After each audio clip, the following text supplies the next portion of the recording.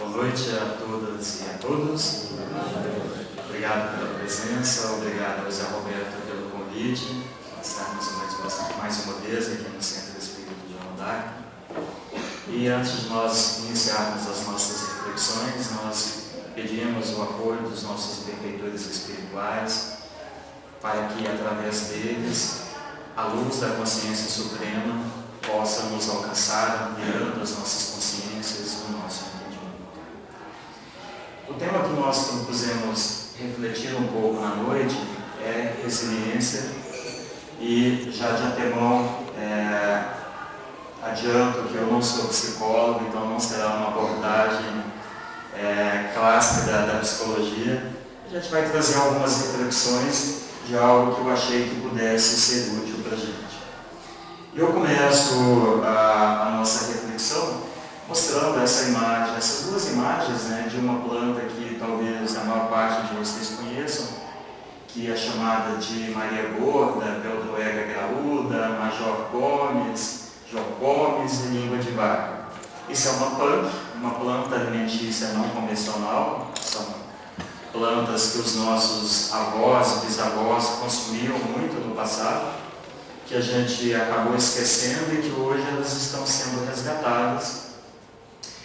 No caso dessa aqui, da Beldroega graúda, e de todas as punks, geralmente são plantas rústicas, tolerantes à seca, geralmente também são ricas em nutrientes, e no caso aqui em específico, ela possui 500% mais ferro do que o espinafre, e disponível em lugares mais inusitados, como a gente pode ver ali, crescendo num cantinho de calçada, aparentemente sem 1 centímetro de terra qualquer, ou aqui na divisão da calçada, ali com a parede, numa pequena fratura ali da calçada. E tal como a Maria Gorda e tantas outras punks, como por exemplo a Beldroega, o picão, etc., são todas plantas muito rústicas. E aqui a gente não está numa aula de botânica, então por que eu estou falando de punks se o nosso assunto é resiliência? Alguma ideia? Qual é a conexão entre as duas coisas? São plantas que têm força de vontade de viver. O que mais? Se adaptam em qualquer lugar. Se adaptam nos mais diversos lugares, até nos lugares que parece impossível que elas cresçam. Existe a falta de algumas coisas como terra. Resiste a vários elementos, que são considerados essenciais para a maioria das outras culturas. Então, tudo isso que vocês estão colocando tem a ver com o que se chama de resiliência. Então, nesse caso específico, nós poderíamos dizer que as punks são plantas muito resilientes, que elas conseguem prosperar na adversidade. Esse é o primeiro conceito, então, que nós gostaríamos de trazer relacionados à resiliência. Então, a rigor, se formos ao dicionário, resiliência é um termo que foi importado da física, então um termo que nasceu inicialmente nas ciências físicas, principalmente na física de materiais, e designa a capacidade de um material voltar ao seu estado normal depois de ter sido tensionado e sem se romper. Um exemplo clássico é uma mola. A gente pode comprimir a mola ou pode esticar a mola e ela retorna ao seu estado inicial. Desde que a gente não estique demais e também dependendo do material, ela não se rompe. Então, desde que ela não se rompa, a gente diz que esse material é um material resiliente. Poderíamos também pegar o caso de um estilingue, com o elástico, com a borracha do estilingue, em que a gente puxa. Hora que a gente puxa, enquanto eu estou segurando, o material está armazenando energia. No momento que eu solto, essa energia que ele armazenou do tracionamento é revertida na forma de impulso, catapultando ali o objeto que foi preso ali, a parte ali posterior do estilingue. Então, os materiais resilientes, eles têm exatamente esta característica. Eles armazenam energia, como por exemplo no caso da mola, quando eu puxo a mola, ou quando eu comprimo a mola, e quando a gente libera esse fator que esticou ou comprimiu, ele libera energia voltando ao seu estado natural. E por extensão, antes da gente continuar, aqui há um conceito importante que o material não pode se romper. Isso vai ser importante também quando nós analisarmos a resiliência relacionada mais a aspectos de personalidade humanas. Uma outra característica que nós poderíamos também falar de resiliência, e todas essas imagens, todas essas ideias, esses conceitos, estão nos auxiliando a preparar o terreno para entender melhor o conceito de resiliência do ponto de vista mais psicológico. Aqui a gente vê uma imagem típica de Uberlândia, a nossa época, não é uma foto de Uberlândia, uma foto aleatória que eu peguei da internet, mas é uma paisagem de cerrado. Nós estamos aqui no meio do bioma cerrado, né? Após uma queimada, não imediatamente após, né? Algumas semanas, talvez aí um mês ou pouco tempo depois. E é de impressionar a gente ver isso que ocorre com o cerrado, né? Após uma queimada brusca, uma queimada drástica, às vezes antes ainda da próxima chuva, a gente vê algumas árvores, algumas plantas se reconstituindo. Tão resilientes que são essas plantas do bioma cerrado. Então, nesse caso aqui em específico, a gente pode dizer que, nesse caso do cerrado, né, essa capacidade de recuperação que ele tem, de recuperação do ambiente, frente ao impacto, no caso o fogo, esse então bioma do cerrado é chamado, ou é dito, por ter uma grande capacidade de resiliência após uma queimada. E às vezes até mesmo a própria queimada serve para controlar algumas plantas que não são nativas do lugar, etc. Não, isso não é nenhuma apologia para a gente sair por aí colocando fogo no cerrado, mas naturalmente isso acontecia. O cerrado é um bioma que, mesmo antes do nosso costume, de nós termos chegado aqui enquanto seres humanos e fazermos essa prática, isso já aconteceu naturalmente com as descargas elétricas, etc. Isso é verificado ocorrer de longa data. Então, mais um conceito de resiliência após um grande trauma, né, um fogo para uma vegetação, é um trauma grande, parte da vegetação é tão resiliente que ela se reconstitui mesmo após este grande trauma. Em relação às atividades ligadas ao corpo humano, então antes de irmos para um viés mais psicológico, mas agora já trazendo mais para o corpo humano, né, falamos de algumas plantas, as funks, né, falamos dos materiais, falamos de um bioma, de um cenário aí de vegetação, agora a gente está se aproximando mais do viés mais antropológico, né, mais de ser humano. Mas primeiro na parte física. Então, em relação às atividades ligadas ao corpo humano, a resiliência é a capacidade de manter o tônus tensional, ou seja, de manter a musculatura tensionada, mas mesmo assim permanecer em equilíbrio numa faixa central de uma escala que tenha uma das extremidades a contração, a tensão, ou seja, ficar duro, e no outro o relaxamento ou a soltura total.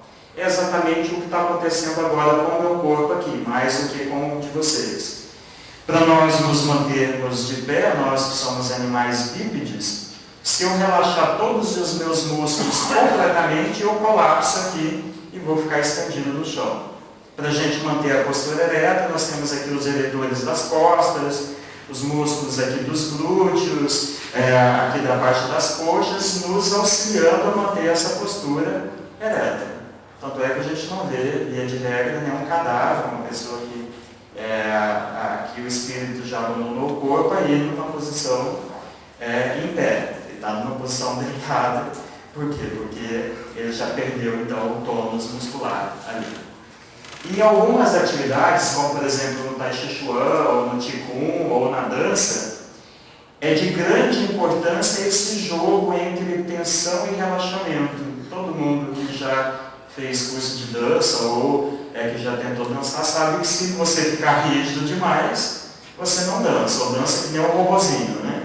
Se você ficar mole demais também, não vai rolar, não vai acertar o passo com o parceiro. Então tem um meio termo ali que você tem que aprender a dosar entre tensão e entre relaxamento para ter o jogo de cintura suficiente para praticar a dança ou para praticar uma atividade como, por exemplo, o Tai Chi, que é uma atividade que leva a um grande foco e concentração. Então você não pode ficar nem demais tensionado, porque isso vai gerar estresse e também não vai ficar completamente relaxado. Então, nem em relação à atividade ligada ao corpo humano, resiliência é achar esse ponto de equilíbrio entre a tensão extrema e o relaxamento extremo. Entre esses dois pontos, então. E finalmente, então, chegando no viés mais psicológico, que é o nosso objeto de interesse principal aqui de reflexão da noite, a resiliência é a capacidade de um indivíduo, seja nós, seres humanos, lidar com problemas, adaptar-se a mudanças, superar obstáculos ou resistir à pressão de situações adversas, como por exemplo um choque, quer seja um choque mesmo elétrico ou um choque psicológico, uma situação de estresse, algum tipo de evento traumático, etc., sem entrar em surto psicológico, emocional ou físico. E a resiliência também é a capacidade dele encontrar, o indivíduo encontrar soluções estratégicas para enfrentar e superar as adversidades. Mas a primeira parte é mais importante. Então é a capacidade do indivíduo de lidar com problemas, adaptar-se a mudanças, superar obstáculos ou resistir à pressão de situações adversas. Vamos pegar o primeiro aspecto ali, lidar com problemas. Alguns de nós têm problemas, né? Verdadeiro ou falso? Evidentemente falso, né? Todos nós temos problemas. Muitos. Mas cada pessoa lida com o mesmo problema de modo diferente. Já observaram isso? Por exemplo, uma situação de perda de emprego. Vamos pegar como exemplo. Tem pessoas que lidam praticamente bem. Não deu certo esse, eu vou partir para o próximo, eu vou à luta, logo eu vou conseguir o próximo. Para outras pessoas é quase a morte. Então, como que cada um lida com essa situação, com esse problema, isso tem a ver com a resiliência de cada um. Ou como superar obstáculos, né? Vamos supor, por exemplo, o ato de dirigir. Para muitas pessoas pode ser um obstáculo imenso de pensar, de ter um controle sobre um carro, de ter vários carros passando do seu lado. Tem gente que tem pavor e não consegue enfrentar o trânsito. Para outras pessoas isso é completamente natural. E tem aqueles que ficam em meio termo, né? Resistir à pressão de situações adversas, né? Quer seja uma pressão familiar, quer seja uma pressão do emprego, pressão por mais produtividade. Tem pessoas que lidam de boa, tem pessoas que não conseguem lidar bem com essa situação. Então, como que cada um lida com todas essas mudanças, obstáculos, pressões, situações adversas, etc., sem entrar em colapso? Vamos lembrar então lá do material. O material resiliente é aquele que armazena energia, volta à sua forma inicial, sem se romper. Ou seja, a mola, quando é esticada, se ela for bem resiliente, ela tem que ser esticada e não pode se romper. O elástico é um exemplo de um material mais próximo do nosso dia a dia, que ele tem resiliência até uma determinada força. Se você puxa ele até um ponto, ele retorna ao normal, ele é resiliente até aquela força, mas se você puxar demais, ele pode se estirar, se romper, daí ele perdeu a sua resiliência. E da mesma forma somos nós, seres humanos. Alguns de nós, em uma dessas situações extremas, em situações de mudanças, obstáculos, etc., tem pessoas que conseguem, após a situação, retornar ao seu centro, e tem pessoas que ocorre uma cisão, como se fosse um elástico que tivesse rompido, e a pessoa pode entrar num surto transitório, às vezes até mesmo num surto definitivo, dependendo da gravidade do problema e dependendo da estrutura interna que a pessoa, que cada um tem de lidar com aquela situação. Então, o conceito de resiliência está ligado a essa questão que nós vimos na atividade física, tensão e relaxamento, ou seja, achar um ponto de equilíbrio tal que nós conseguimos superar obstáculos sem que haja rompimento psicológico e retornar à situação anterior. Então, para nós não ficarmos só no blá blá blá, só nos conceitos, vamos fazer um pequeno exercício de autoavaliação. Eu coloquei aqui uma pergunta, numa escala de 0 a 10, 0 à esquerda, 10 aqui à direita, o 0 significando nada resiliente, então seria a situação que você se considera que não tem resiliência alguma, que qualquer coisa, qualquer situação te deixa completamente sem estrutura, sem chão, sem capacidade de lidar com essa situação. Ou 10, muito resiliente, ou seja, tem até alguns ditados populares, que expressam isso, vem em mim, que alguma coisa nesse sentido assim, que você consegue lidar com todos os problemas, todas as situações, transpô-los e retornar ao equilíbrio anterior. Seria então a escala 10, como se aquilo não tivesse ocorrido com você, ou com uma consequência muito mínima. Então, nessa escala de 0 a 10, de nada resiliente, e de 10, muito resiliente, como que você se classificaria? Não precisa responder, é só um exercício de autoavaliação.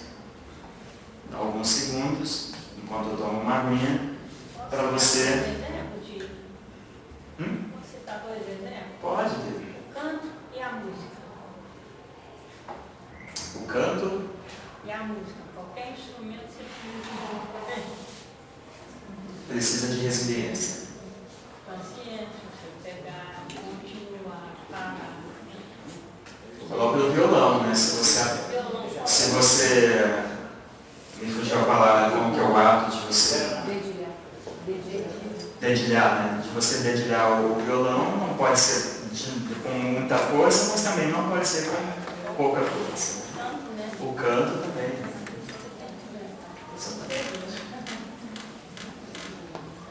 E aí, conseguiram nesses poucos momentos aí fazer essa autoavaliação?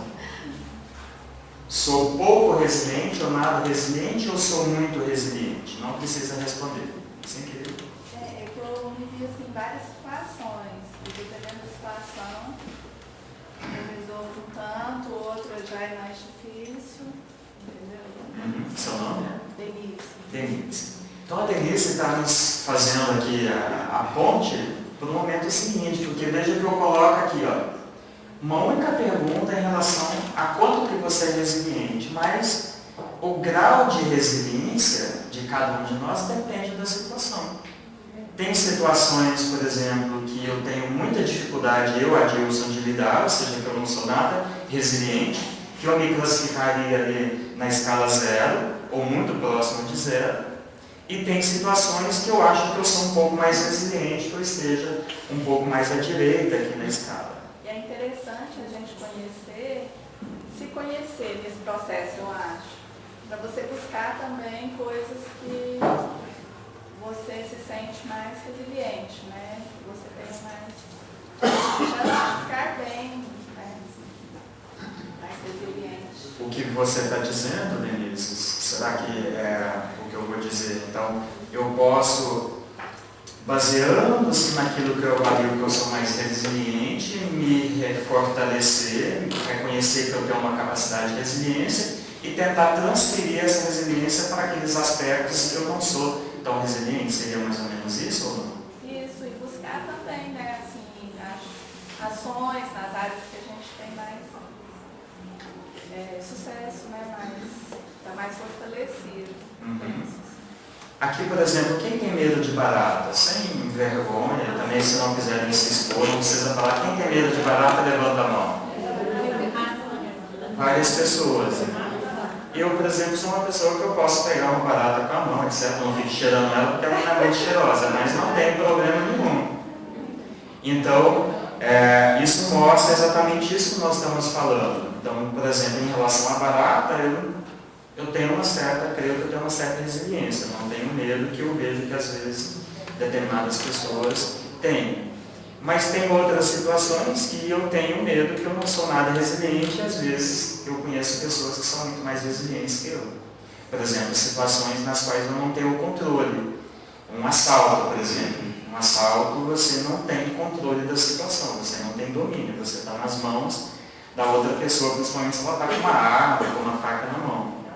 E tem pessoas que eu conheço que lidam com essa situação, que pega o bandido pela orelha e dá um nó nele. Eu paraliso, eu sou o tipo de pessoa, no instinto de lutar ou fugir, ou de congelar eu congelo. Eu não fujo nem luto, eu congelo. São as 3 reações que a gente tem frente a situações de muito estresse, de muito perigo. Ou a gente luta, ou a gente foge, fica a mula na capoeira, né? Ou a gente congela.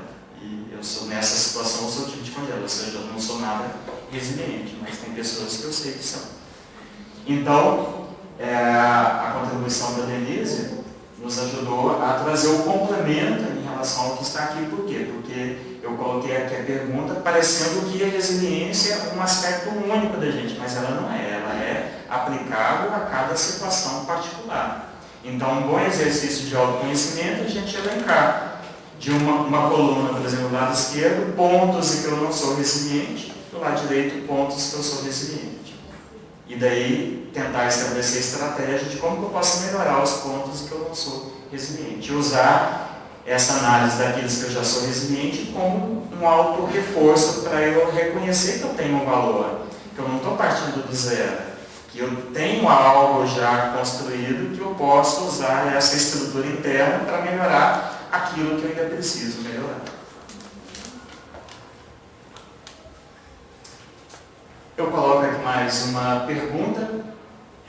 O que lhe acarreta um surto psicológico, emocional ou físico? Ou seja, que você não encontra soluções estratégicas para enfrentar e superar essas adversidades. Ou seja, é um complemento, na verdade, da questão que estava no slide anterior, né? Então, quais são as situações que você não tem resiliência, que levam a um surto psicológico, emocional, físico? Um surto físico é uma tremedeira, por exemplo, uma taquicardia, uma situação física fora de controle. Um surto emocional é uma raiva repentina, né? Por exemplo, uma fechada no trânsito. De repente você tem um surto físico, você tem uma taquicardia, né? As pupilas dilatam, porque você tem que ter uma reação rápida. Você também pode ter um surto emocional. Ô, meu irmão amado, né? Geralmente não é essa a expressão que a gente usa, não. Então, assim, quando você fala aquele palavrão, você teve ali um surto emocional, no sentido de uma descarga de raiva, né? Ou algo pode ser algo muito mais grave, um surto psicológico. Um surto psicológico daí é uma coisa muito mais grave, uma situação, por exemplo, uma depressão profunda, algo psicologicamente muito mais grave do que simplesmente um pico emocional ou algo físico, né? Então, alguns momentozinhos para você pensar quais são as situações que te levam a um surto psicológico, espero que ninguém vá para ou para um surto emocional ou físico, que é mais comum no nosso dia a dia. Ou seja, quais são as situações para as quais você não tem estratégias, não tem soluções para lidar com elas. Ok? Ou você acha que não há nenhuma situação em que você poderia entrar num surto psicológico, emocional ou físico por não ter estratégias, não ter como lidar com essas situações? É uma possibilidade. E a pergunta seguinte: quais são as situações em que você tem solução estratégica para enfrentá-las e superá-las, evitando um surto psicológico, emocional ou físico? Você consegue elencar, reconhecer algumas situações em que você consegue lidar bem com essas situações? Oração. Você se isolar, em vez de você explodir, isolar e pensar que é certo, refletir. É uma possibilidade. É o contar até 10, né? É o famoso ditado, porque ali às vezes no ímpeto você falaria alguma coisa, mas depois que você conta até 10, Eu acho que compartilhar também é bom. Situações de estresse, quando você conversa com alguém, pode falar sobre aquilo, acho que ajuda. Ajuda a aliviar, a drenar aquela energia, aquela carga, né? Do anterior, né?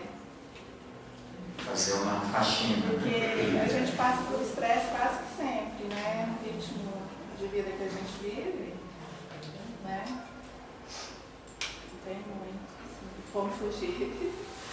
Vamos voltar à situação do trânsito, né? É uma situação bastante comum hoje, a gente anda muito estressado, as pessoas muito nervosas, etc.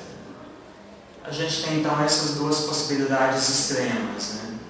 Você xinga a pessoa, é uma possibilidade, não é a recomendável. Uma atitude mais resiliente, qual que seria, por exemplo?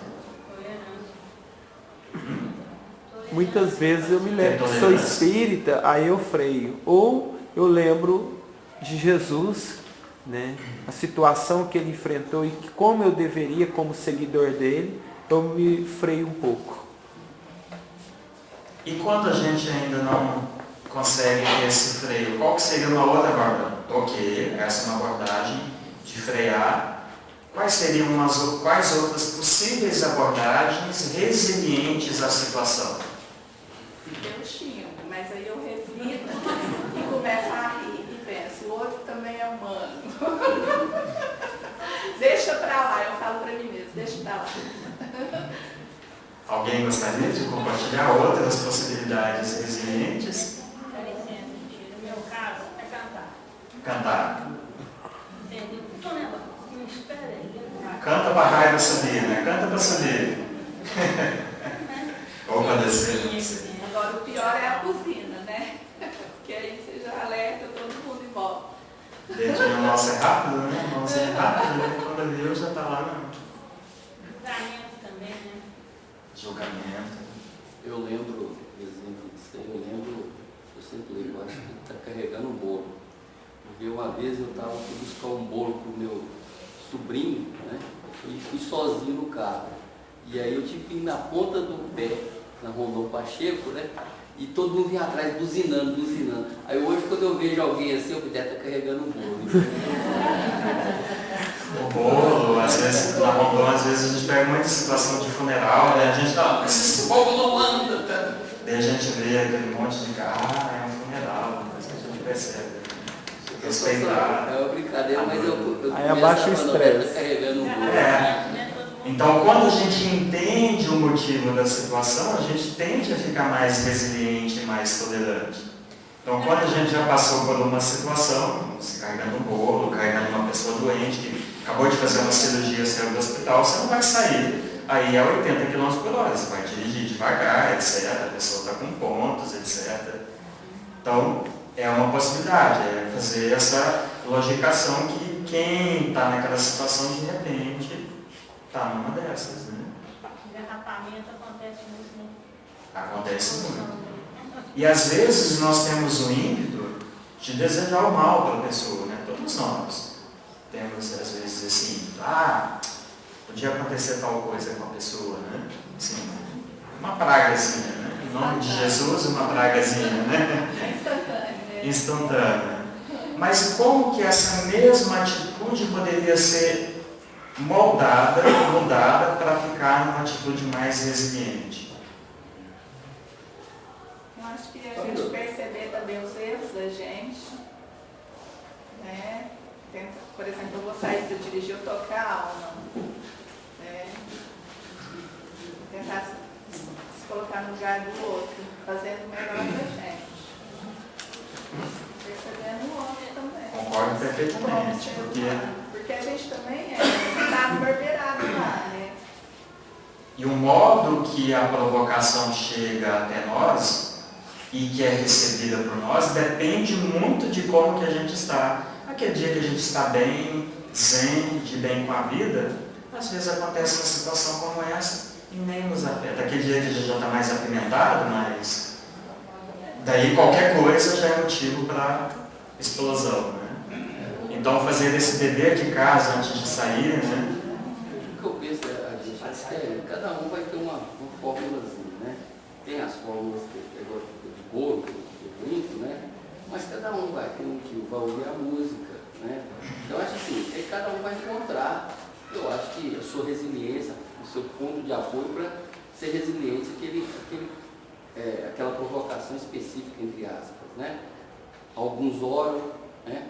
Então, assim, no meu entender, eu acho que cada um acho que tem o seu modus operandi de buscar essa resiliência a cada caso, né? E nem sempre, às vezes, a pessoa, às vezes a pessoa está num momento, né, não muito feliz no dia, né? A gente cai no próximo, né? Então eu acho que assim, cada um vai achar, vai acabar não tendo, não sei o que eu quero, mas vai acabar não tendo uma receita fechada, né? Eu acho que seria mais ou menos, não tem como se falar, não, é isso quando acontecer no trânsito, né, que é o caso, que você faça isso, nem sempre vai funcionar. Às vezes tinha um colega nosso aí que a gente citou exemplo, música, rock demais, excita a pessoa, deixa a pessoa muito acelerada. Ele levantou a mão e falou, não, eu gosto de rock, pelo contrário, me tranquiliza. Né? Então, cada um vai ter que saber dimensionar, por isso que ele coloquei aquelas perguntas anteriores, cada um vai ter que fazer esse exercício e ver o que funciona para si e o que não funciona. Nessa situação do trânsito, ele poderia ser aplicado em N outras, em que a gente tem esse confronto com o outro, não é só no trânsito que a gente tem um confronto, o confronto ele se dá, às vezes no trabalho, na família, nos relacionamentos, etc., de diversas formas, né? Quando nós temos o ímpeto de desejar o mal a alguém, eu ouvi de um grande mestre uma vez que nós devemos, então, ressignificar esse ímpeto. Ao invés de desejarmos o mal para alguém, a gente reconhecer que essa pessoa já está no mal, porque quem está nessa situação não está na sua sanidade completa, ou na sua sanidade psicológica, ou na sua sanidade física, ou qualquer tipo de outra sanidade. Então ela já está doente. Uma pessoa que sai, por exemplo, no trânsito, ou desrespeitando todo mundo, ou xingando todo mundo, ou que então ele já está doente. Não precisa de você desejar nada mais, que ele já está na pior. Então, simplesmente ao reconhecermos isso, já nos limpa um pouco desse ímpeto, dessa vontade de ter algum desejo nesse sentido, que é natural da nossa parte de ter esse desejo. O nosso lado sombra, o nosso eu inferior, vindo à tona. Mas o momento é que a gente entende que tem uma outra possibilidade, que eu não preciso ser agente, que a pessoa já está naquela situação, ótimo. Pronto. Mas também isso não significa que você vai se enxergar superior a outra pessoa. Você simplesmente vê que, tudo bem, ele já está doente. Talvez também eu esteja doente. Ok, nós estamos doentes, então temos é que nos tratar e não nos arrebentar. Posso complementar? Sim, claro. Quando você falou essa questão da gente estar doente, eu estava pensando já, a gente tem a tendência de achar que nós é que somos provados, como se a gente fosse, né, e a gente esquece que como que tudo é energia, que tudo é frequência, se aquilo aconteceu comigo é porque eu sou aquilo também. E eu estava naquele lugar. Teve ressonância, né? Ou às vezes eu provoquei aquilo, fui eu que achei o motorista que estava lá em algum lugar e ele acabou, fui eu que atraí aquela situação. E a gente tem essa tendência de achar que é o outro que está me provando, e a gente às vezes é um inferno para o outro e não vê isso. É Sartre já dizia, né? O inferno são os outros. Exatamente, só, né? Só os outros. Eu não sou de ninguém, né? Ok? Duas palavras, né? A tolerância e a paciência. Com certeza, são preceitos. Quais você tem paciência para ouvir, fazer o papel de Jesus, né? Ouvir, ó. Não é quem cala a consciência, quem cala a vencida. O músculo mais difícil que nós temos de refrear no nosso corpo é o músculo da língua. Sem dúvidas. Né? Então, frente a tudo isso que a gente já discutiu, né, creio que a resposta a essa pergunta seja mais ou menos óbvia, seja mais ou menos clara. Né? Por que diferentes pessoas respondem de modo diverso ao mesmo evento de extrema adversidade? Né? Por exemplo, ali, o slackline, né? É uma situação para a qual eu não tenho uma resiliência alguma e outras pessoas tiram de boas. Né? E às vezes numa situação de risco, de perigo, de falta de equilíbrio, outras pessoas colapsam psicologicamente de modo completo. Né? Por que isso ocorre? Né? Então, os estudiosos aí da área, né, no primeiro momento, separaram as pessoas em dois grupos. Tem o grupo dos super-heróis, ali, né, Eles já nascem assim, nascem já com o DNA de Charles Bronson, né, de fazendo justiça com tudo e todos, e com uma grande resiliência, né, dá porrada e leva porrada e está continuando ali, nada derruba eles, né?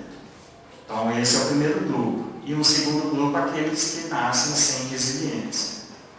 Então, no primeiro momento, acreditava-se que havia essa separação entre os eleitos, os resilientes, e os não eleitos, os não resilientes, aqueles que não tinham a capacidade de superar obstáculos. Evidentemente, a coisa não é binária, assim, não é tão simples assim.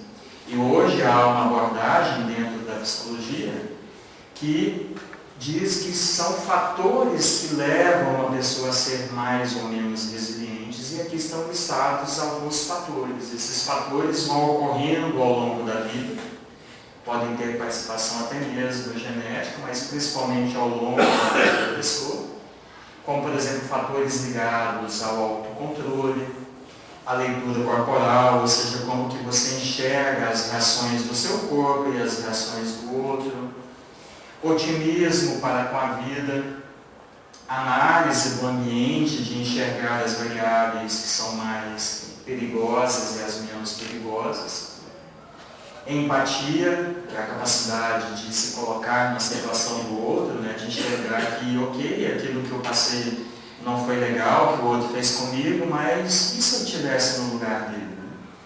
Autoconfiança, então tem pessoas que, dependendo do seu histórico de vida, são mais ou menos autoconfiantes. Alcançar e manter pessoas, né, a capacidade de estabelecer elos de ligação. E, finalmente, ter um sentido de vida. Então, esses fatores que nós vamos construindo ao longo da nossa história, e cada um constrói isso aqui num determinado grau. Por isso que cada um de nós tem um grau diverso de resiliência em relação a várias circunstâncias. E isso então é que vai dando o nosso histórico para lidar com essas situações. E aqui eu destaquei então ali o último sentido de vida, que é o que nós gostaríamos de explorar um pouco mais, já que nós estamos aqui no centro espírita, né? Por quê? Porque sentido de vida pode, não estou dizendo que é igual à espiritualidade, mas a espiritualidade pode nos desenvolver um sentido de vida, dar um propósito para a nossa vida. Não é só a espiritualidade. A pessoa pode se dedicar, por exemplo, às ciências, o cientista na procura de uma descoberta de cura de uma doença, um artista ligado às artes, um escritor, aquilo pode ser o sentido da vida dele. Mas a espiritualidade é um grande guarda-chuva que pode nos dar sentido para a vida. Eu tirei dessa autora aqui, que publicou um artigo intitulado A Relevância da Espiritualidade no Processo de Resiliência, em que ela diz que são inúmeros os estudos demonstrando que dentre os vários fatores que compõem o processo resiliente, então esses vários fatores aqui, tem vários estudos que mostram que desses diversos fatores, a espiritualidade se destaca como sendo um mediador capaz de dotar o indivíduo de recursos importantes para a superação de adversidades. A nossa amiga ali, a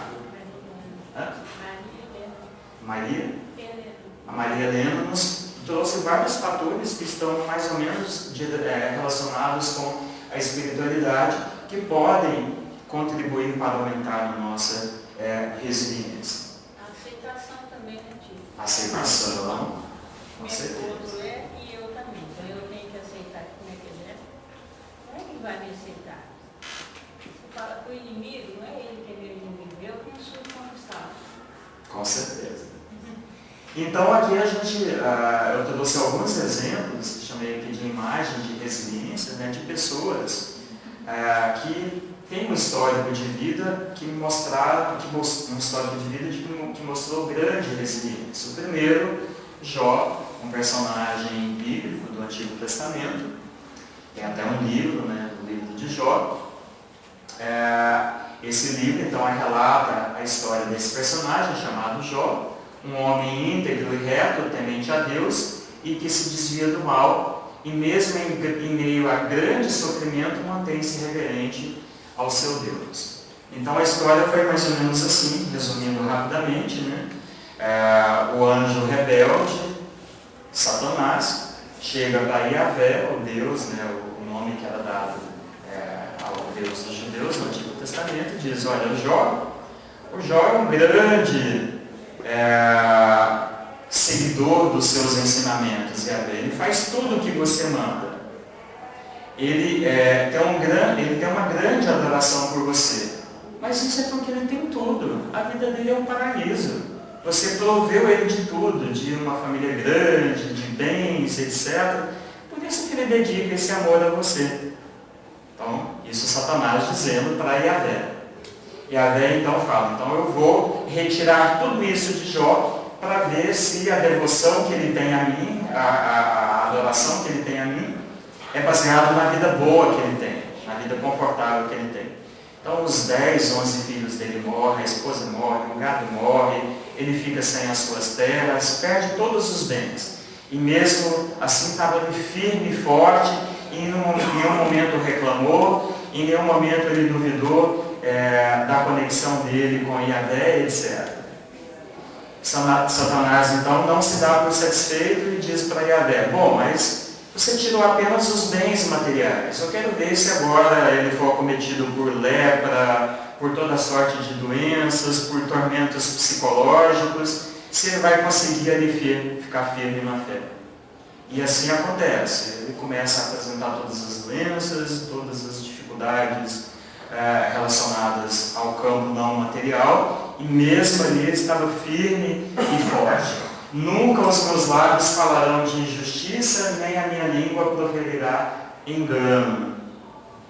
Então, dialogando com os seus amigos, os amigos dizendo: mas você é um prepotente, você está aí sofrendo tudo isso, você perdeu todos os seus bens, você está sofrendo todas essas doenças porque você é um ímpio. Porque existia muito essa concepção de que as desgraças que aconteceram com uma pessoa, quer sejam físicas ou psicológicas ou doenças, isso estava relacionado à impiedade, ele estava sendo punido por Deus. E esse conceito às vezes ainda é muito recorrente no nosso pensamento hoje, que nós estamos sendo punidos por Deus. Né? Os amigos dele estavam dizendo isso para ele: você está sofrendo tudo isso, não é porque isso é uma boa coisa, não, é porque você é um ímpio mesmo. E quando eles dizem isso, então narra-se que o céu se abriu e Yahvé se manifesta em pessoa dizendo: não, ele sofreu tudo isso porque eu quis que ele sofresse para testar a fé dele, não porque ele fosse um ímpio. Ele não é um ímpio. Então e daí fala: para mostrar que ele não era um ímpio, eu vou dar tudo de volta e em dobro. Então daí ele arruma 2 esposas, né? Tinha que ser em dobro, 2 esposas, o dobro de filhos, o dobro de vacas, de cabras, de terras, etc, etc, e ele viveu feliz para sempre. Então, um grande exemplo de resiliência aí no Antigo Testamento. Coitado, né? 2 esposas, tem que ser mais resiliente ainda. Depende da esposa. Também brinquei. Um outro personagem que trouxemos aqui, não sei se alguém já ouviu falar dele, o Viktor Frankl, que escreveu esse livro aqui, Em Busca de Sentido. Ele é um psiquiatra austríaco, vivia em Viena. Na época do nazismo, do Holocausto, ele já era psiquiatra, levado para 4 campos de concentração, inclusive Auschwitz, que foi um dos piores, né, campos de concentração. Perdeu a família, perdeu os pais, perdeu a esposa, perdeu tudo, foram mortos nessa etapa dos campos de concentração, judeu, né, que ele era. E diante dessa diversidade tão grande, tão significativa, ele transforma os seus dias de cárcere em trabalho e reflexão, porque ele começa a observar, como psicólogo, né, como psiquiatra, o que fazia com que determinados judeus morriam e outros continuavam ali firme e forte. Então ele começa a investigar isso. Quais eram os fatores internos, qual era a bagagem interna, quais eram as motivações que cada um tinha, que representava a diferença entre a vida e a morte. Ele criou então um conceito que hoje está sendo muito estudado, o conceito da logoterapia, em que ele diz, nesse conceito, que a necessidade mais profunda do ser humano não é de ter alimento, não é de ter bens materiais, mas de ter sentido na vida. Que os sobreviventes dos campos de concentração eram aqueles que tinham algum sentido. Ou alguém que ele amava, que tinha conseguido fugir, que estava lá fora e queria rever, ou ele gostava muito de artes, etc. Essas pessoas seguravam a onda. Aqueles que entregavam os pontos, era a morte para eles, eram os que morriam. Então, ele tem uma frase que resume isso: tudo pode ser tirado de uma pessoa, exceto uma coisa: a liberdade de escolher a sua atitude em qualquer circunstância da vida. Isso não tem como tirar de ninguém. Pode tirar tudo da gente, os bens materiais, saúde, etc., mas a maneira como que a gente vai lidar com essas situações, ninguém pode tirar. E daí talvez a gente conheça várias pessoas, né, que ali está na pior, todas as dificuldades, mas está no firme forte. Não, amanhã vai melhorar. E outras pessoas, na primeira dificuldade, entregam os pontos. Estão mostrando graus de resiliência distintos. Então, a pessoa resiliente, ela tem que ter um sentido na vida. E a gente falou que uma das coisas que mais traz sentido na vida é a espiritualidade. Não é o único, mas é um dos fatores que mais traz sentido na nossa vida. Ainda sobre o Viktor Frankl, eu gostei tanto dele, que coloquei mais uma frase aqui, que ele diz que a observação psicológica dos reclusos, né, nos campos de concentração, revelou que somente que sucumba, né, que não consegue segurar a onda, então somente sucumbe às influências do ambiente no campo, em sua evolução de caráter, aquele que entregou os pontos espiritual e humanamente. Então, aquele que entregou os pontos espiritual e humanamente são os que sucumbiam, né? Que ficavam para trás, que morriam, ou que sofriam torturas, etc. Mas somente entregava os pontos àquele que não tinha mais em que se segurar interiormente. Veja que não é um segurar externo, um segurar interiormente. Aquele que tinha algo dentro dele que ele se segurava, e aquilo era a sua fortaleza para ele superar, ter motivação para continuar ali, ter força e resistência para continuar. Um outro exemplo, que mais próximo da gente aqui, é o maestro João Carlos Martins, né, grande, um dos maiores pianistas do mundo, foi considerado um dos maiores intérpretes de Bach ao piano no mundo. É uma história de incrível resiliência. Por quê? Porque antes de completar os 30 anos, já tocava no Carnegie Hall, a sala de concertos talvez mais famosa do mundo, fica nos Estados Unidos, em Nova York. Então, aplaudido pelo mundo inteiro, antes dos 30 anos de idade, interpretando Bach magnificamente. Ele, numa pelada de jogo de futebol, cai e machuca um de seus braços e perde a capacidade de tocar com 2 dedos da sua mão. Não me lembro se foi a direita ou a esquerda, se não me engano foi a direita. Mas ele continuou tocando com os 8 dedos restantes. Mas daí ele começa a ter um problema de degeneração nos seus nervos e começa a comprometer os movimentos, mas mesmo assim ele consegue superar. Num concerto na Bulgária, em Sofia, capital da Bulgária, saindo do hotel, ele é assaltado. O assaltante desfere uma barra de ferro na sua cabeça. Isso atinge uma área do cérebro dele que paralisa todo o lado direito do braço dele. Fica sem o braço direito. Fala, não vou desistir, não vou abandonar a música. Começou a tocar apenas com a mão esquerda. Existem várias peças musicais que foram compostas para apenas uma das mãos. Ou ele começou a adaptar e continuou tocando apenas com a mão esquerda. Daí ele desenvolve uma inflamação nos nervos, sentia dores terríveis quando ele tocava com a mão esquerda, e os médicos tiveram que seccionar o nervo para ele não sentisse dor. Daí ele começa a atrofiar os dedos por conta daquele seccionamento.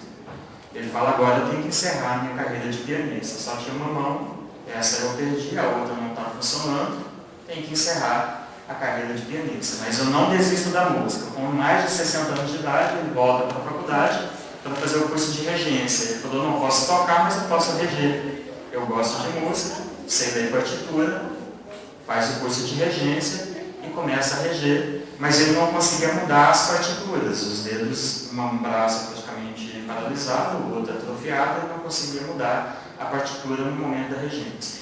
Então ele tinha que decorar mais de 5.000 páginas de música por ano, porque ele tinha que reger tudo de cabeça. E ele começa então a vida como regente, toca em grandes salas do mundo como regente, até que os seus movimentos, mesmo para a regência, começam a ficar comprometidos. E daí ele fala, mesmo assim não vou desistir. Daí surge uma terapia nova nos Estados Unidos de estimulação cerebral, implantando uma espécie de chips no cérebro dele, em que ele recupera parte dos movimentos e ele consegue mexer minimamente. A última vez que eu vi ele apresentando, se não me engano, um programa do Paulo, ele conseguia tocar com um polegar e um indicador. Um exemplo de extrema resiliência. Por quê? Porque tinha um sentido na vida, tinha uma meta, que é a música, um amor extremo à música. Então nada poderia estar entre ele e esse amor extremo. E desse trechinho aqui de um depoimento dele, que eu trouxe, porque é muito significativo para a gente, que ele diz que em 2003 ele estava sem rumo, ele estava sem norte. Ele sabia que não poderia mais tocar com a mão esquerda, quando ele começa a desenvolver os sintomas que a mão esquerda, a mão direita ele já tinha perdido. Ele diz que sonhou com Eleazar de Carvalho, ele já tinha desencarnado a época, um grande maestro brasileiro. E Eleazar de Carvalho diz para ele no sonho, vem para cá, eu vou te ensinar a reger. Daí que surge a ideia dele fazer o curso de regência e começar a reger. A gente vê a influência do mundo espiritual, né, nas nossas vidas, né, é claro, uma influência nítida, né, na nossa leitura espírita, mostrando para ele caminhos que ele poderia adotar. Né. Aqui duas imagens do que se chamam pintores com a boca e com os pés, pessoas que ou perderam os membros em situação de doença, guerra, ou nasceram sem os membros, não conseguem pintar, por exemplo, com as mãos, pintam quadros maravilhosos com a boca ou com os pés, que eu não consigo fazer nem rabisco com as duas mãos operantes que eu tenho. Pessoas então extremamente resilientes que não deixaram que as suas limitações físicas servissem de obstáculos para elas desenvolverem uma arte como esse caso aqui. Quem quiser contribuir, existe um site, Pintores com a Boca com os Pés, basta procurar no Google depois. E eles vendem um conjunto de cartões de Natal, Páscoa, Ano Novo, etc., que são reproduções de diversos pintores do mundo afora, e o dinheiro que eles arrecadam é o que faz eles se sustentarem, eles vivem disso. Então, para nós finalizarmos, né, depois de falarmos o que é resiliência, de termos trazido então, esses casos de pessoas resilientes, a doutrina espírita, o espiritismo, nos coloca com todas as letras, né, que a transitoriedade ou a impermanência é o que permeia todo o universo. Hoje nós estamos nesse corpo, amanhã, daqui a 5 minutos eu não sei se eu ainda estarei encarnado. Hoje eu estou no Brasil, na próxima encarnação não sei onde será, se será aqui, em qual país, ou em outro planeta, que pode ser superior, pode ser inferior. Ou seja, tudo é transitório e tudo é impermanente. Nada dura para sempre no mundo material e na existência humana. A essência do mundo material é a mutabilidade. O universo, até onde sabemos hoje, né, com a física, teve um início, tem uma duração, vai ter um fim. O nosso corpo tem um início, tem uma duração e tem um fim. E assim tudo relativo ao mundo material. Mas, embora tudo relativo à matéria seja impermanente, seja transitório, a única coisa que é perfeito e imutável são as leis que regem a criação. Tanto as leis naturais, né, as leis físicas, químicas, biológicas, matemáticas, como as leis morais, que estão lá estudadas em detalhes na quarta parte do Livro dos Espíritos. Ou seja, o acaso não existe. Tudo está sendo regulado por leis imutáveis. Né?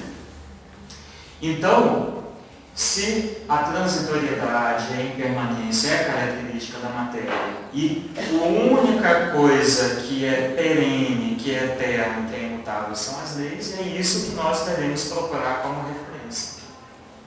Então, as situações de resiliência, de fortalecimento, vão quando nós direcionamos o nosso olhar para aquilo que é eterno e não para aquilo que é transitório.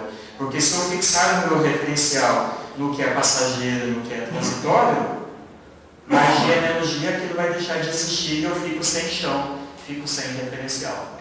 Só quando nós miramos o nosso referencial no que é eterno, no que é imutável, é que nós conseguimos ter um farol, uma bússola permanente a nos mostrar o caminho a seguir. Resiliência, nós falamos de várias coisas, né? Tolerância, humildade, paciência, amor, etc. Então, ligados às leis, são corolários, né? São desdobramentos das leis morais. E no trecho de uma palestra do Haroldo Dutra, ele diz uma frase que acho que encaixa-se bem aqui, que todo sofrimento tem data certa para acabar. Quando a gente reconhece isso, a gente é capaz de ficar um pouco mais resiliente, né? Porque geralmente as situações que nos colocam à prova, que nos colocam em confronto para sabermos se somos resilientes ou não, nos traz sofrimento. Mas quando a gente enxerga que todo sofrimento tem um dia de começar e dia de terminar, porque sofrimento não está nas leis nem naturais nem leis morais, não existe lá no livro dos Espíritos lei do sofrimento, então é algo transitório, é algo que está relacionado a uma parte da nossa existência humana, no ser de perfeitos, né, o homem de bem, que vai nos levar à perfeição. O que é o ser de perfeitos? Nós estarmos livres do sofrimento. Então, a paciência e a resistência, né, são capazes de trazer-nos atitudes ou posturas mais resilientes, né, em todas as situações. Porque a paciência e a resistência ajuda-nos a enxergar que tudo tem um início e tem um fim. E ajuda a separar o joio do trigo do que é transitório e do que é eterno. Né? Claro que essa paciência, ter paciência e ter resistência, isso vai depender de cada um. Por isso é importante a gente ter aquele diagnóstico anterior.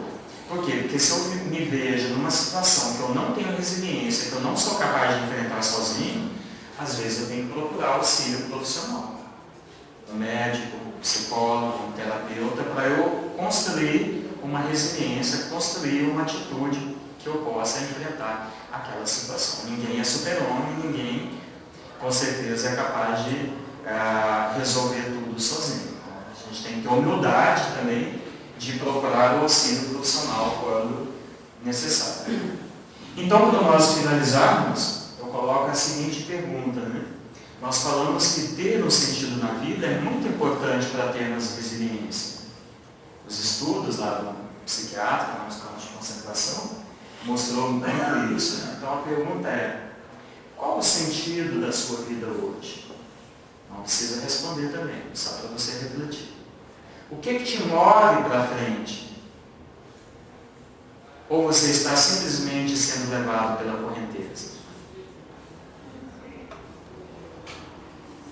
Aqueles que sobreviveram lá nos campos de concentração, eles tinham um sentido na vida, eles tinham algo que eles queriam atingir, e isso dava resistência, dava resiliência para eles prosseguirem, terem forças e sobreviverem. Então é muito importante que a gente reflita e verifique onde que está o meu farol, onde que está o meu norte. Eu tenho norte ou simplesmente os dias estão passando? Eu tenho um objetivo de vida, minha vida tem um sentido, tem um lugar que eu queira chegar. Voltando ao Victor Frankl, ao mesmo psiquiatra. Cada vez mais as pessoas têm os meios para viver. Tudo hoje, né? Tudo mais fácil hoje, né? Mas não tem uma razão pela qual viver. Ontem mesmo, assistindo um pouquinho de televisão, vendo um documentário da Globo News, eu não me lembro o nome, mas 500 mil japoneses, meio milhão de pessoas, eles não saem de casa. Eles não desistiram de viver porque eles não se matam, mas eles não saem de casa, só ficam vendo televisão. Isso não só pessoas idosas depois que aposentam, jovens também, cada vez mais. O governo está preocupado com isso, porque cada vez mais número de jovens estão entrando nessa. Eles têm um nome para isso, dessas pessoas que decidem se retirar da sociedade e ficar reclusos na sua casa. A vida, todos eles dizem essa única frase, o único mantra que une todos eles: a minha vida não tem mais sentido. Não tem sentido eu trabalhar, não tem sentido eu ir ao parque, porque eu não vejo sentido nenhum naquilo, eu detesto estar em contato com as pessoas, então eu não tenho coragem de me matar. Então eu simplesmente fico aqui vegetando, entre aspas, dentro de casa. E quem fez essa reportagem foi no canal de televisão francês, e o repórter falando que na Europa isso está começando também, as pessoas têm tudo. Imagina uma sociedade japonesa, né? Uma das sociedades mais prósperas do mundo, tem um PIB, uma renda per capita altíssima, que as pessoas podem se dar o luxo de ficar em casa, não falar que não tem objetivo nenhum para viver e não vão morrer de fome. Minimamente elas vão ter recursos para não morrer de fome. Mas esse vazio existencial é muito grave. É um tipo de miséria muito grave, comparável a pior das misérias físicas que a gente vê na África, nas bolsões de pobreza, também é essa miséria espiritual de não ter uma razão pela qual viver. É estar morto-vivo, né? Mas nas cidades grandes isso acontece também, né? Cada vez mais. Né? As pessoas, no fim de semana, porque durante a semana estão trabalhando, no fim de semana se isolam. Muito, né? Durante a semana ainda tem um alívio, né? E nos diz ainda Viktor Frankl, o que faz necessário aqui, né, aqui e agora, né, é uma reviravolta em toda a colocação da pergunta pelo sentido da vida. Ele fala que a gente tem que inverter essa pergunta.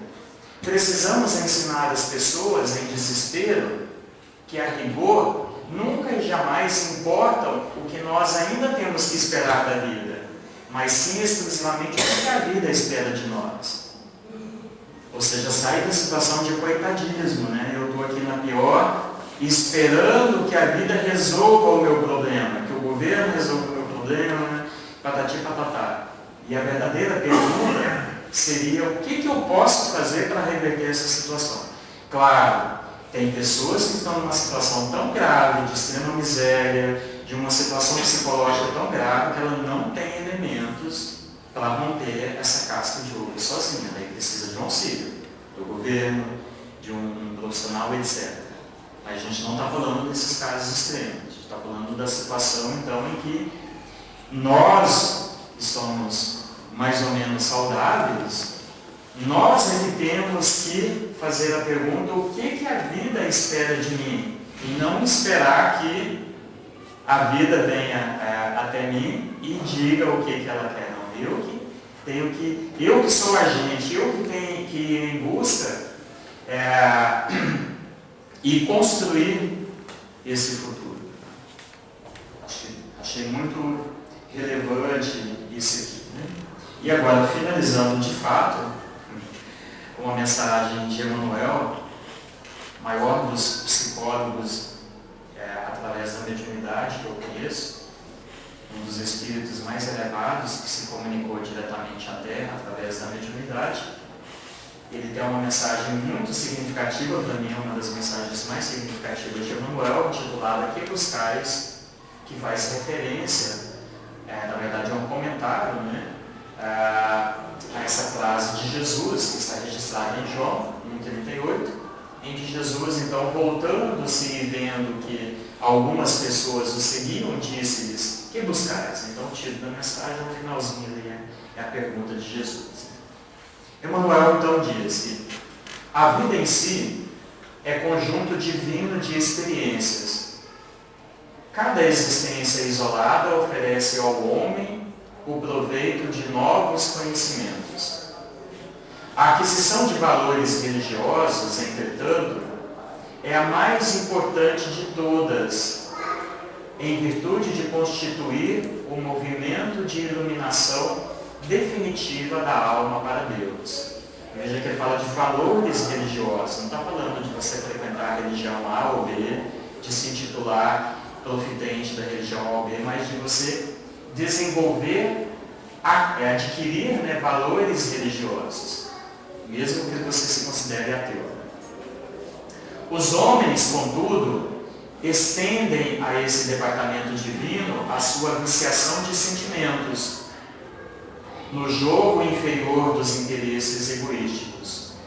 Os templos de pedra estão cheios de promessas injustificáveis e de votos absurdos. Como nosso amigo disse no início, né, Manuel não media palavras. Quando ele tinha que dizer que algo estava equivocado, ele falava com todas as letras. Muitos devotos entendem encontrar na divina providência uma força subornável, eivada de privilégios e preferências. Outros se socorrem do plano espiritual com o propósito de solucionar problemas mesquinhos. Esquecem-se de que o Cristo ensinou e exemplificou. A cruz do Calvário é símbolo vivo. E destaquei aqui a frase: quem deseja a liberdade precisa obedecer aos desígnios supremos, fixar-se nas leis imutáveis, não na matéria, não no que é transitório. São os desígnios supremos. Sem a compreensão de Jesus no campo íntimo, associada aos atos de cada dia, a alma será sempre a prisioneira de inferiores preocupações, sem nenhuma resiliência. Ninguém ouvide ou ninguém esqueça a verdade de que o Cristo se encontra no umbral, na porta, de todos os templos religiosos do mundo, perguntando com interesse aos que entram: que buscais? E nós que estamos aqui dentro, ao sairmos pela porta, a pergunta que ele nos fará: o que você esteve buscando? É isso então, meus irmãos. Esperamos que essas reflexões a respeito da resiliência possam ter contribuído de alguma forma para enriquecermos o nosso ferramental interior, para que a gente lide com as situações de dificuldade com um pouco mais de resiliência, acumulando força, passando pela situação, pelo obstáculo e retornando ao centro, retornando ao equilíbrio anterior. Sob a inspiração de Emmanuel, rogamos as bênçãos desse grande benfeitor, que foi porta-voz dos ensinos de Jesus, que ele nos abençoe e que através dele, mirando nos seus ensinos, a gente consiga ser um pouco mais resilientes e com isso um pouco mais felizes e pacíficos. Muita paz a todos nós. Obrigado.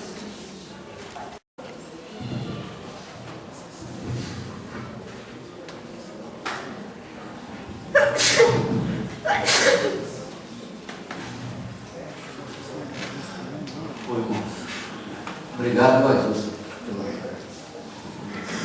esclarecimentos. E me veio à memória a questão da resiliência, o exemplo da natureza, né? O bambu, né? O bambu é uma das plantas mais resilientes que eu já vi, né?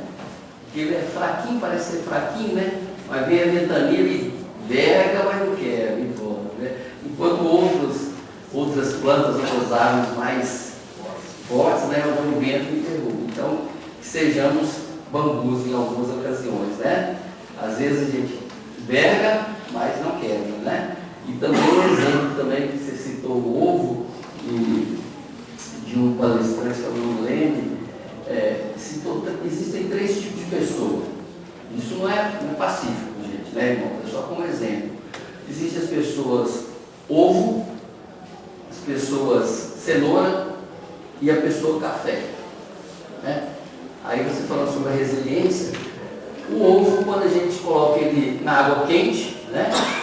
Ele cozinha, o que ele cria? Uma casca por fora, né? Então tem pessoas que passam por dificuldades, né? Por mazelas, tristezas, e acaba criando uma casca, né? E a gente às vezes encontra pessoas no nosso caminho dessa forma, uma casca A gente tem que entender que tem a história por trás daquilo. Devemos lembrar da caridade. E tem as pessoas cenoura. A gente cozinha cenoura, coloca na água quente, o que acontece com ela? Fica mole, né? Qualquer coisa. Então tem pessoas que passam por dificuldades também, que, claro, dentro dos seus limites, a gente deve entender que qualquer dificuldade desespera, chora, fica mole, entre aspas, né? Agora, a questão do café. O pó de café, ele é submetido à água quente, né? A mesma água quente do ovo e da cenoura, e o que ele proporciona para a gente? Uma bebida gostosa, né? Então, que sejamos e sigamos o exemplo do pó de café, né? Nas dificuldades, que a gente possa sair, ser resiliente e produzir algo de bom, né? Dentro dessa... Só que me dei a memória quando você falou esse exemplo.